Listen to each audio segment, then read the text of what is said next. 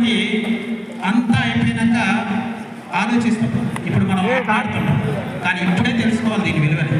ఇప్పుడే తెలుసుకో దీని విలువను, తెలిసే నాటికి అది నీ చేజారిపోవును.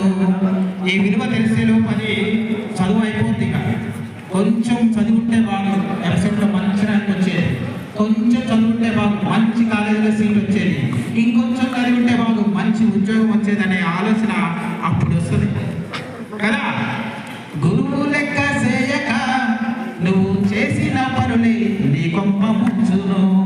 ఇక్కడ గురువు లెక్క చేయక ఏవైతే కుట్ర పనులు చేస్తావో అదే నీ కొంప ముంచింది. కాబట్టి respect towards teachers, respect towards